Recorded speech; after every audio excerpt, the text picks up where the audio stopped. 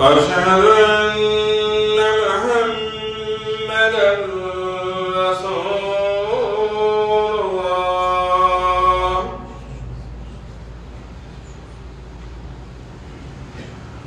أشهد أن محمدا رسول الله.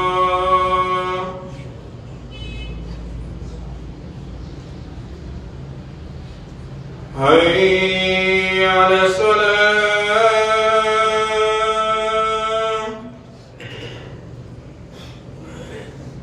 حي على الصلاة.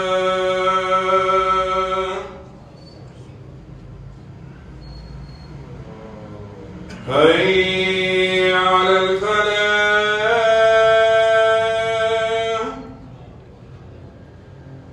حي على الفلاح.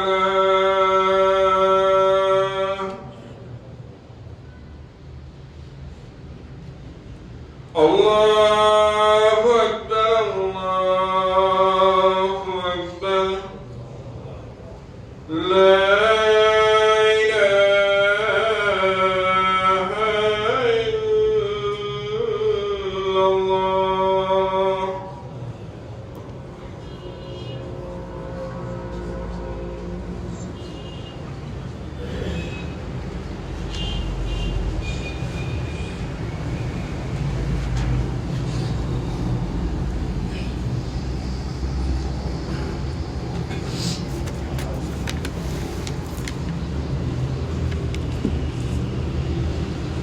الحمد لله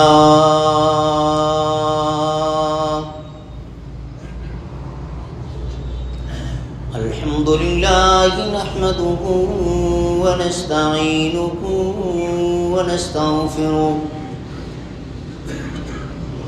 ونؤمن به ونتوكل عليه ونعوذ بالله من شرور أنفسنا ومن سيئات أعمالنا من يهده الله فلا مضل له ومن يضلل فلا هادي له وأشهد أن لا إله إلا الله وحده لا شريك له وأشهد أن محمدا عبده ورسوله أرسله بالحق بشيرا ونذيرا وداعيا إلى الله بإذنه وسراجا منيرا. أما بعد فإن خير الحديث كتاب الله وخير الهدي هدي محمد صلى الله عليه وسلم وشر الأمور محدثاتها وكل محدثة بدعة وكل بدعة ضلالة وكل ضلالة في النار. من يطع الله ورسوله فقد رشد واهتدى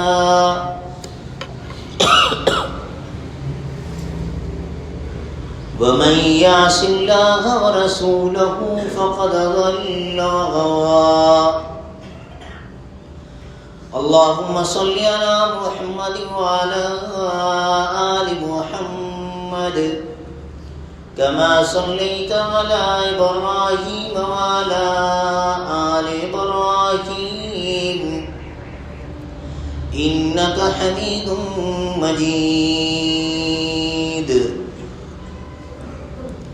اللهم بارك على محمد وعلى آل محمد كما باركت على إبراهيم وعلى آل إبراهيم إنك حميد مجيد. أعوذ بالله السميع العليم من الشيطان الرجيم. بسم الله الرحمن الرحيم. سل بني إسرائيل كم آتيناهم من آية بينة ومن يبدل نعمة الله من بعد ما جاءته فإن الله شديد العقاب.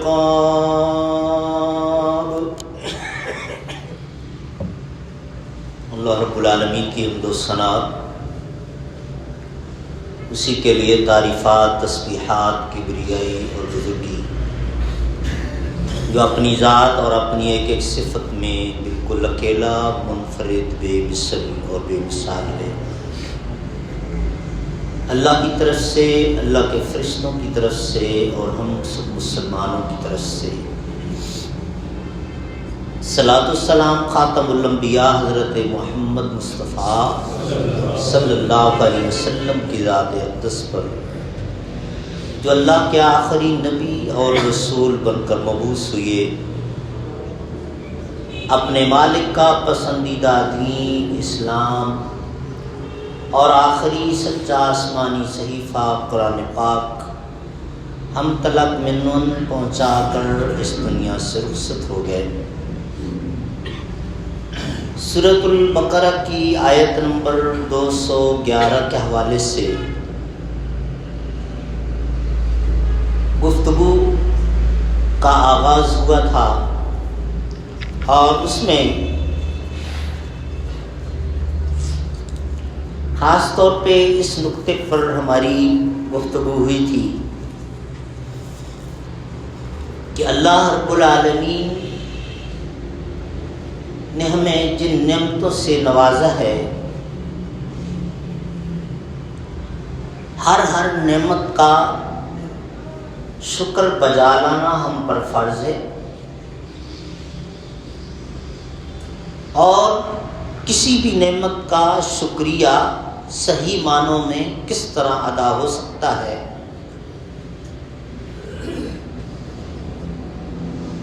اس پر ہماری بات ہوئی تھی کہ اس نعمت کو اس طرح استعمال کرنا جس طرح اللہ کا قانون اجازت دیتا ہے، یہ اصل اور عملی طور پر شکریہ ہوتا ہے، باقی سب زبانی باتیں. اور اگر انسان اس انداز سے اللہ کی ہر نعمت کی قدر کرے اور اس کا شکر گزار بنے، تو اللہ اپنی نعمتوں میں اضافہ فرماتا ہے. لیکن اگر انسان دوسرا راستہ اختیار کرتا ہے، ان نعمتوں کی قدر نہیں کرتا، تو پھر اللہ اس پر قادر ہے کہ اپنی یہ نعمتیں واپس لے لے. اور اللہ تعالیٰ بعض اوقات یہ نعمتیں واپس لینے سے پہلے بندے کو چھوٹے چھوٹے جھٹکے دیتا ہے، تنبیہ کرتا ہے کہ سدھر جاؤ ورنہ تم سزا کے مستحق ہو گئے، اور اگر تم پر اللہ کی سزا کا فیصلہ صادر ہو گیا پھر تم بچ نہیں سکو گے. اللہ تعالیٰ کی طرف سے سزا مختلف انداز سے ہوتی ہے. دنیا میں، آخرت میں تو جہنم کی صورت میں ہے ہی. میں دنیا کی بات کر رہا ہوں، اور ہمارا المیہ یہ ہے کہ ہم اس قدر غافل ہو گئے ہیں کہ اپنی پریشانیوں کی ایک طویل فہرست ہاتھوں میں لے کر بیٹھے ہوئے، پڑھتے ہوئے، لوگوں کو بتاتے ہوئے بھی اس نقطے پر غور نہیں کرتے کہ یہ جو میرے ساتھ ہو رہا ہے اس کے پیچھے سبب کیا ہو سکتا ہے؟ یہ پریشانیاں میرے ساتھ کیوں آئیں؟ ان سے نکلنے کا راستہ کیا ہو سکتا ہے؟ اللہ نے مجھے پیدا کیا،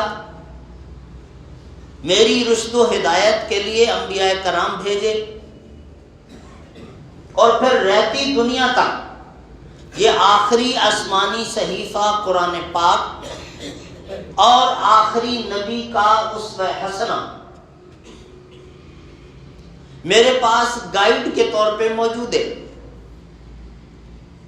تو میں ذرا تلاش تو کروں کہ میرے ان مسائل کا حل کیا ہے۔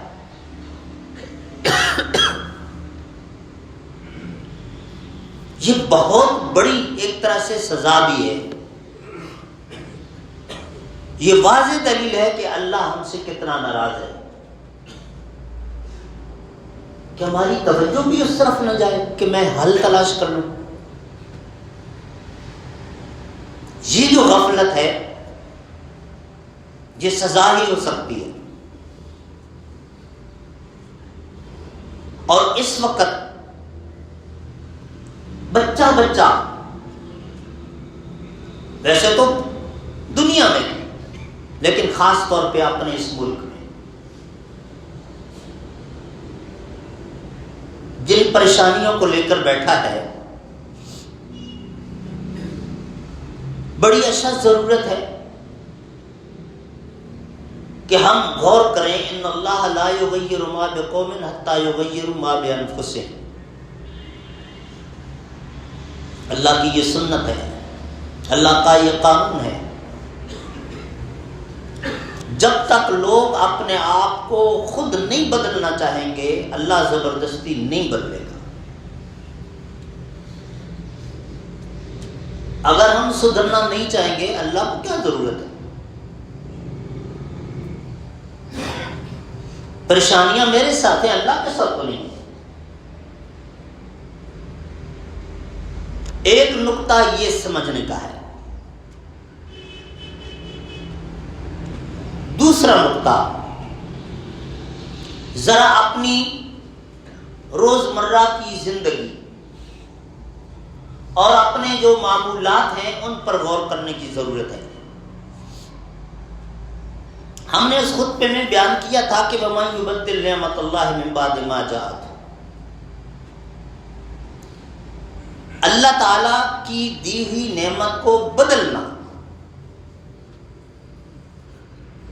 یہ کیسے ہوتا ہے؟ اور پھر اگر اللہ کی اس نعمت کو تم نے بدلا تو فإن اللہ شدید العقاب، اللہ تعالیٰ کی پکڑ بہت سخت ہے۔ کچھ باتیں میں اور عرض کر دیتا ہوں مزید یاد دہانی کے لیے۔ اللہ تعالیٰ نے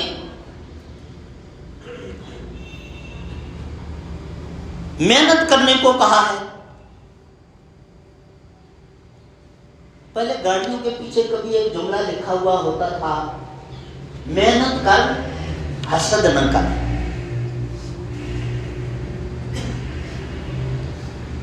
محنت کرنے کا کہا ہے، محنت کریں، دوسروں سے نہ جلیں۔ اللہ نے منافع کمانے کی اجازت دی ہے، منافع کی جگہ پہ آپ سود نہ لیں، سود کے راستے پہ نہ جائیں۔ اور اس پر ہم تفصیل سے بات کر چکے ہیں کہ شریعت میں لمیٹیشن نہیں ہے کہ آپ کسی بھی پروڈکٹ پر اتنے پرسنٹ پروفٹ لے سکتے ہیں اور اتنے پرسنٹ نہیں لے سکتے۔ ترغیب ضرور دلائی گئی تاجر حضرات کو، مینوفیکچررز کو، کہ جو چیزیں لوگوں کی بنیادی ضروریات ہیں ان میں ذرا اپنا منافع کم کر لیں، انسانیت کی ہمدردی کا جذبہ رکھتے ہوئے، اور جو ان کی بیسک ضروریات نہیں ہیں، لگژریز ہیں، اس میں تم آزاد ہو۔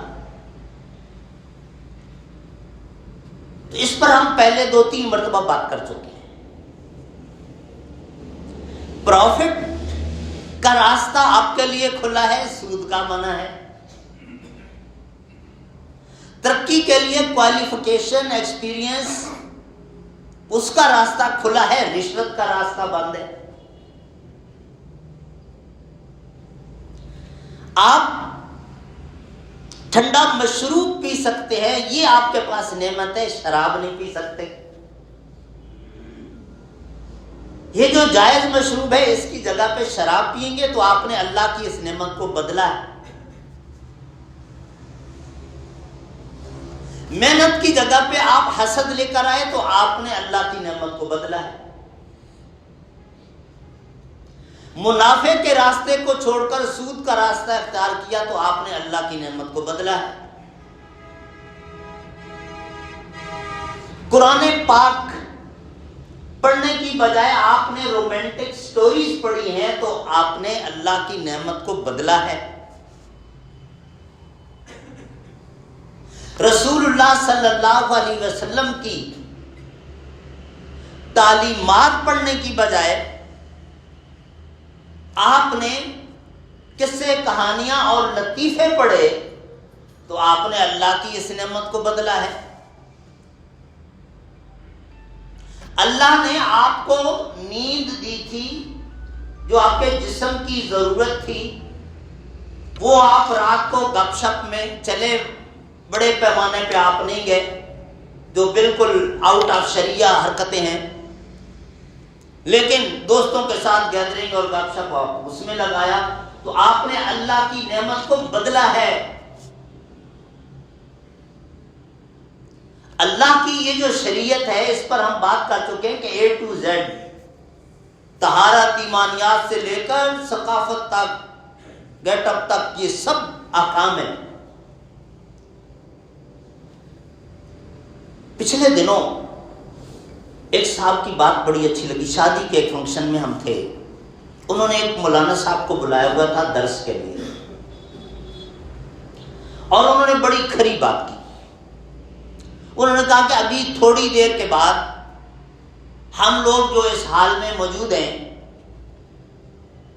جو کھانا ہم کھائیں گے وہ دنیا میں جو اس وقت انسان کی آبادی ہے ان میں سے بمشکل 5% لوگوں کو دستیاب ہوگا. یعنی اس معیار کا ہم ابھی کھانا کھانے جا رہے ہیں، تھوڑی دیر کے بعد جو عام لوگ جو دنیا میں موجود ہیں صرف 5% لوگوں کو دستیاب ہوگا.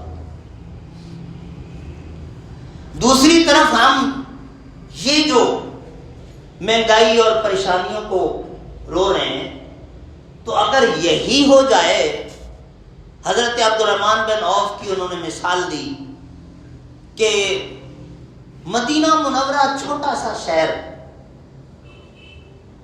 3-4 ہزار کی آبادی، اور رسول اللہ جیسی ہستی موجود ہے. حضرت عبد الرحمن بن عوف نے شادی کی، 3-4 دن کے بعد رسول اللہ کو پتہ چلا. کہا کہ اگر یہی کام چند لوگوں کو بلا کے باقی جو ہے کھانے کے پیسے غریب اور فقراء میں تقسیم کر دیے جاتے تو یہ کتنا اچھا ہوتا. اب اس وقت ان کے جو میزبان تھے پتہ نہیں وہ ناراض بھی ہوئی ہوں گے، لیکن بہرحال مولوی صاحب نے بات ٹھیک کی اور میجورٹی نے اس کو اپریشیٹ بھی کیا ہے. میں آپ حضرات سے جو عرض کرنا چاہ رہا ہوں، میرے بھائیوں، بہت ساری چیزیں ہمارے اپنے ہاتھ میں ہیں اور ہم نہیں کر رہے. کتنے لوگ ہیں جو پہلے سگریٹ پیتے تھے اور اب اس مہنگائی کی وجہ سے انہوں نے سگریٹ چھوڑ دی ہوں. وہ پہلے بھی غلط کام ہے، صحت کے لیے نقصان دہ ہے، شرعاً حرام یا مکروہ کا حکم چلیں چھوڑ دیتے ہیں، اس پر بحث ہی نہیں کرتے، لیکن یہ تو مانتے ہیں نا کہ صحت کے لیے نقصان دہ ہے. اب اس کا کوئی متبادل جو آپ کی صحت کے لیے بہتر تھا آپ وہ استعمال کرتے، آپ نے اللہ کی نعمت کو بدلا ہے. اور اب جب آپ کا بجٹ بھی تنگ ہے اور اس کے باوجود آپ اس حرام اور مکروہ چیز کا استعمال کر رہے ہیں تو یہ اور کس قدر بڑا جرم ہے. اسی طرح پان اور گٹکا ہے، نسوار ہے، اور جتنی بھی چیزیں آپ لمبی گن لیں. بچوں کو عادی کر دیا. یہ جو آؤٹنگ اور آؤٹ ڈائننگ اور یہ سارا اب ایک مرتبہ آپ نے عادی کر دیا، کنٹرول کرنا مسئلہ بن رہا ہے. باہر کی چیزیں وہی پیزا اور فلاں اور فلاں اور فلاں. اللہ نے آپ کو نوازا، آپ کا بجٹ ابھی بھی ہے، سفیشینٹ ہے کہ آپ یہ ساری چیزیں بچوں کو پرووائڈ کر سکتے ہیں. لیکن خدا کے لیے ذرا اپنے دائیں بائیں دیکھیں. ان مزدوروں کو جن کی 25-30 ہزار تنخواہ، اس وقت 1 لاکھ سے کم آمدنی، اس سے تو گھر چل ہی نہیں سکتا. لیکن بس اللہ رب العالمین بھی اپنے خاص فضل سے چند پیسوں میں بھی اپنے بندوں کو پال رہا ہے.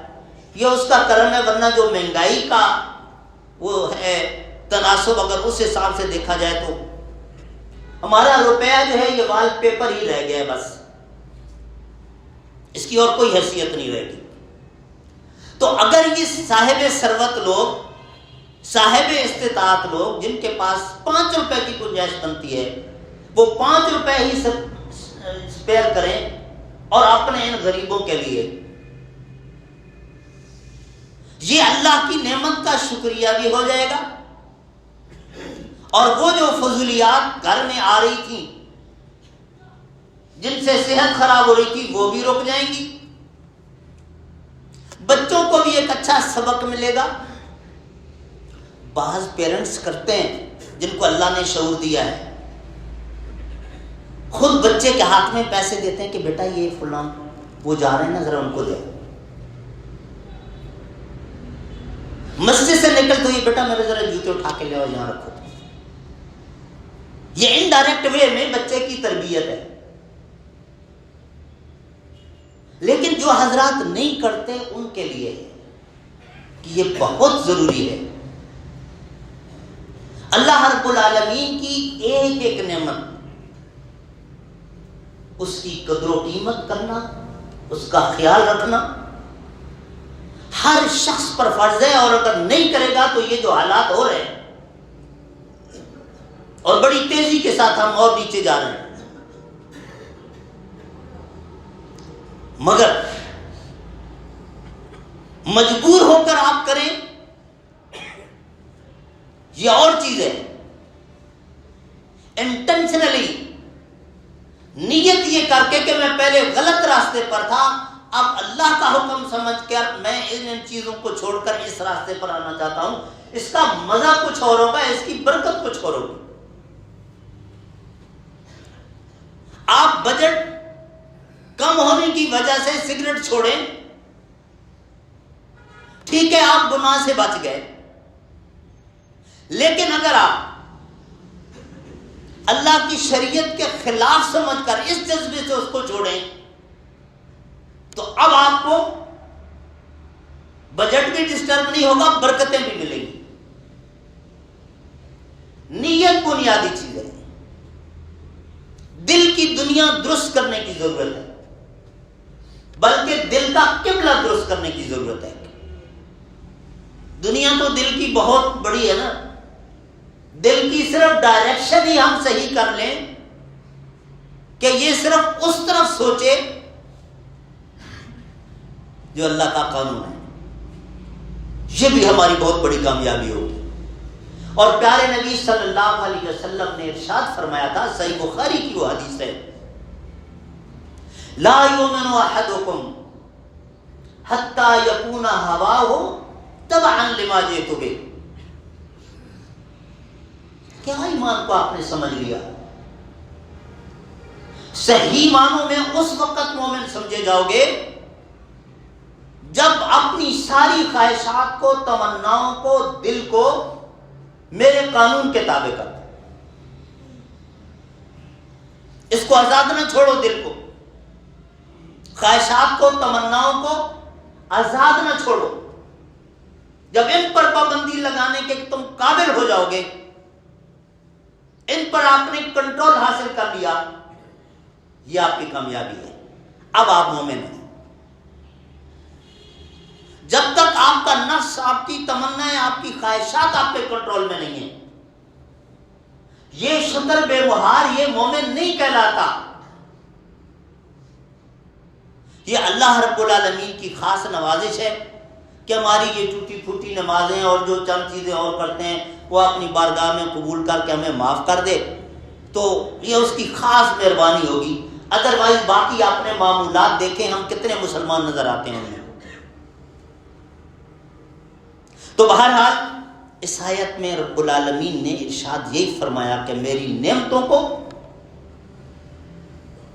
اگر غلط چیز سے بدلو گے، میں نے تمہارے لیے، مثلا دیکھیں رات کا ہم نے ابھی مثال دی نا کہ نیند یہ نعمت ہے اللہ کی، آپ جاگ رہے ہو، چلے گناہ کا اور کوئی کام نہیں کر رہے، لیکن صحت کے لیے یہ ضرورت تھی، آپ نے نہیں دی اس باڈی کو، صحت آپ کی خراب ہوگی، نقصان آپ کو فوراً ہوگا، اور اگر گناہ میں صرف ہوگا تو پھر تو تباہی ہے۔ فرما دیا کہ فإن اللہ شدید العقاب، جب بھی کسی نعمت کی ناشکری کرے گی قوم، اس نعمت کی قدر نہیں کرے گی، تو پھر انتظار کرے اللہ کا عذاب آئے گا، اللہ کی پکڑ، اللہ ان کو سزا دے گا۔ وقت بھی اللہ کی بہت بڑی نعمت ہے، ہم وقت بھی بہت زیادہ ضائع کرتے ہیں، اس پر بھی ذرا غور کیجیے گا۔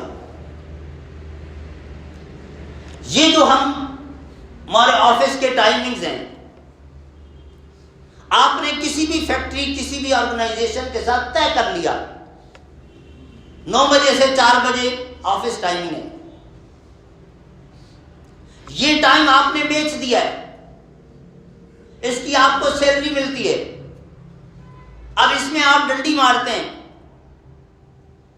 اچھی خاصی حلال کی روزی آپ تھوڑی سی سستی کر کے اس میں حرام کی ملاوٹ کر رہے ہیں۔ یہ ٹائم پورا اس آرگنائزیشن کو دیں، جو آپ کا باقی ٹائم ہے اس میں آپ کی جو باقی ضروریات ہیں ان کو مینج کریں، گھر کی مصروفیات ہیں، جسمانی ضرورت ہے، فیملی ہے، رشتہ دار ہے، سب۔ اللہ نے یہ جو 24 گھنٹے کا ڈیوریشن دیا ہے، ایک دن اور ایک رات کا، یہ بہت بڑا ڈیوریشن ہے۔ ہمارا پرابلم مس مینجمنٹ ہے، جب دل چاہا سوئے، جب دل چاہا اٹھے، جب دل چاہا کھانے لگ گئے، پھر آخر میں کہتے ہیں جی ٹائم نہیں ملتا۔ یہ ٹائم نہ ملنے والی بات بہت بڑا جھوٹ ہے۔ اصل مسئلہ میرا یہ ہے کہ میں نے اپنے ٹائم کو مینج نہیں کیا، اب کہہ رہا ہوں کہ ٹائم نہیں ملا، یہ جھوٹ ہے۔ تو ڈیلی لائف کی اپنی روٹین میرے بھائیوں بدلنے کی ضرورت ہے۔ پچھلے دنوں ایک کلپ چل رہا تھا، وہ فلاں ملک فلاں ملک فلاں ملک، اتنے بجے صبح وہ اپنا کام شروع کرتے ہیں، اتنے بجے اپنا کام بند کر دیتے ہیں۔ سن کے شرم آ رہی تھی کہ ہمارے نبی نے اس وقت فرمایا تھا، اور صرف فرمایا نہیں تھا، دعا بھی دی تھی، اپنی امت کے لیے دعا کی تھی اللہ سے۔ ہم نے نبی کی اس دعا کو بھی ایک طرح ایسے چودھری بن گئے جیسے ہمیں ضرورت ہی نہیں کہ صبح سویرے اٹھو، عبادت کرو، فرض نماز تو فرض ہے نا، پڑھنے کے بعد ناشتہ واشتہ جو آپ نے کرنا ہے، اور اس کے بعد اپنا کام شروع کر دو۔ اس وقت میں اللہ نے تمہارے لیے برکت رکھی ہے، اور نبی نے دعا کی ہے کہ اللہ میری امت کے ان اوقات میں برکت ہے۔ ہم سوئے ہوئے ہیں، جو نماز کے پابند ہیں وہ نماز پڑھ کے پھر دوبارہ سو جاتے ہیں 11-12 بجے کے بعد نافذ. اور بڑی عجیب روٹین بن گئی، رات کے 12 بجے فون کر کے نہیں کہیں گے کہ سوری لیٹ آورز میں آپ کو ڈسٹرب کر رہا ہوں، اور صبح 11 بجے فون کر کے پہلا جملہ یہ ہوتا ہے سوری صبح آپ کو ڈسٹرب کر دیا. کہاں سے؟ تو سوری تو رات کو اس وقت ہونی چاہیے تھی، اب تو 11 بج رہے ہیں دن کے، اب تو سوری کا کوئی ٹائم ہی نہیں ہے. لیکن ہم نے اپنا سارا شیڈول بدل ڈالا، بالکل رسول اللہ کے دی ہوئے ٹائم ٹیبل کے اپوزٹ لے گئے، اور پھر اسی سے ہمارے مینرز بھی بدلے اور برکتیں بھی ہم سے دور ہو گئی. اللہ کی رحمت ہم سے دور ہے. اگلی آیت میں اللہ تعالیٰ نے ایک اور انداز میں سمجھایا، زین للذین کفروا الحیات الدنیا. ہاں، یہ دنیاوی نعمتیں جن کے پیچھے ٹھیک ہے تم بھاگ رہے ہو، یہ کافروں کو بڑی خوبصورت لگتی ہے، اٹریکشن اس میں ہے. مومن کی ضرورت تو ہے ہی ہے، خواہش بھی ہوتی ہے، کوئی حرج نہیں، لیکن مومن جائز راستے سے لیتا ہے، غلط راستے سے نہیں لیتا. اس کو ڈی ایچ اے میں مکان کا شوق ہے، شریعت نہیں روکتی. یہ اپنے جائز ذرائع سے کوشش کرے گا، اگر اس کو مل گیا تو اللہ کا شکر، نہ ملا تو کہے گا اللہ یہ کچھ نہیں ہے، مجھے جنت میں دینا. میں رشوت نہیں لوں گا، ڈکیتی نہیں کروں گا، میں بھتہ نہیں لوں گا، میں غلط راستے پہ نہیں جاؤں گا. مومن کا یہ راستہ، کافر کا یہ راستہ نہیں ہے. کافر کی روح یہ ہوتی ہے کہ دل میں آ گیا کہ یہ چیز مجھے چاہیے، اب جس طرح بھی حاصل کرنی ہے کر لیں. یہ بنیادی فرق ہے. اور اس وقت ہمارا جو اسٹریٹ کرائم ہے، ہمارے ہی بچے ہیں نا. اگر ہر بندہ یہ عزم کر لے کہ میں اپنے آس پاس کے 10 گھروں کے نوجوانوں کو یہ نصیحت کروں گا کہ بیٹا 2 ٹائم بھوکا رہ کر 1 وقت کا کھانا کھا لینا، بھوک برداشت کر لینا، لیکن راستے میں کسی کو مت لوٹنا. غربت کی وجہ سے، آرام سے کہہ دیتے ہیں غربت کی وجہ سے یہ چینا جھپٹی اور یہ ہو رہا ہے. غربت بھی ہمارے کرتوتوں کی وجہ سے آئی ہے. پھر اوپر سے آپ ایک اور بڑا جرم کرنے جا رہے ہیں. جو یہ کر رہے ہیں وہ تو ہیں مجرم، اور جو چپ چاپ بیٹھے ہیں، جو روک نہیں رہے، وہ بھی تو مجرم ہیں. ٹائم ختم ہو رہا ہے، آخری بات سن لیجیے آج کے خطبے کی. رب العالمین نے فرشتوں کو بھیجا فلاں بستی پر عذاب اور اس کو تباہ کر. فرشتے گئے، واقعتاً ساری پبلک نافرمان، باغی، جرائم میں مبتلا، لیکن ایک بندہ بڑا نیک، بڑا عبادت گزار، ان کے کسی کام میں شریک نہیں، الگ تھلگ. فرشتے اللہ تعالی سے درخواست کرتے ہیں کہ اللہ آپ کا آرڈر ہے اس پوری بستی کو تباہ کر دیں، کہ اس میں ایک فلاں بندہ بھی تو ہے، وہ تو ان کے ساتھ ان گناہوں میں شریک نہیں ہے، اس کا کیا کرنا ہے؟ جواب آیا پہلے اس کو بعد میں دوسروں کو. پہلے اس کو بعد میں دوسروں کو. حیران ہو گئے، پوری حدیث میں موجود ہے پورا واقعہ. اللہ یہ کیوں؟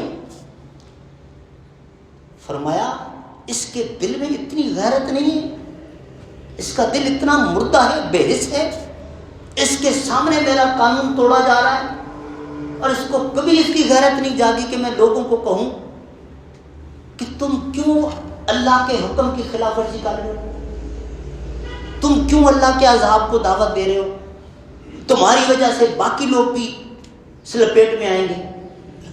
اس نے سمجھا کہ میں اپنے اعمال کر رہا ہوں، بس میں تو بچا ہوا ہوں۔ ایسا نہیں ہے۔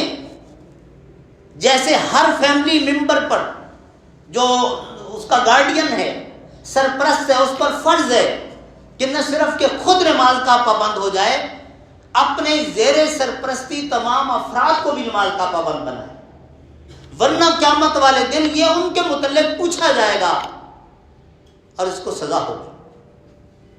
بالکل اسی طرح اس معاشرے کا ایک ایک فرد، امت محمد صلی اللہ علیہ وسلم کا ایک ایک فرد، وہ باؤنڈ ہے کہ اپنے دائیں بائیں اللہ کا پیغام پہنچائے، حجت تمام کرے، اور اگر وہ یہ نہیں کرے گا تو پھر جس عذاب میں وہ مجرم آئیں گے اس عذاب میں یہ بھی آئے گا۔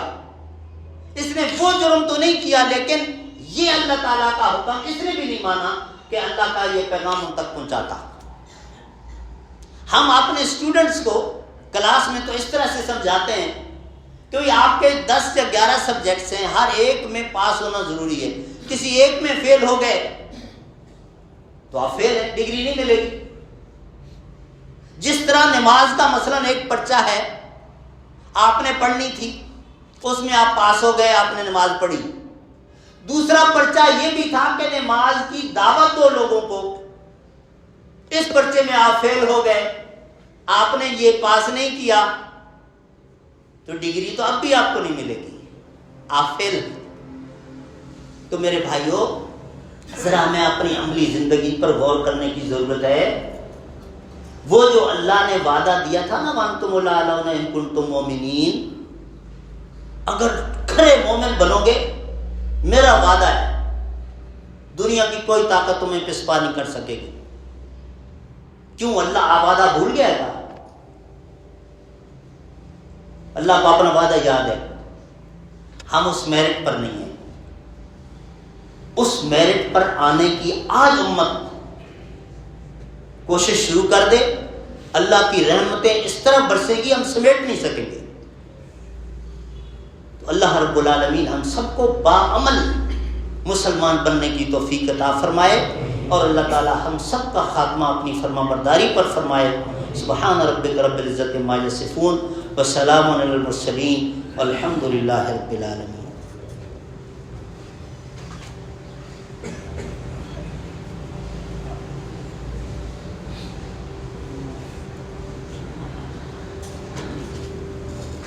الحمد للہ نحمده ونستعینه ونستغفره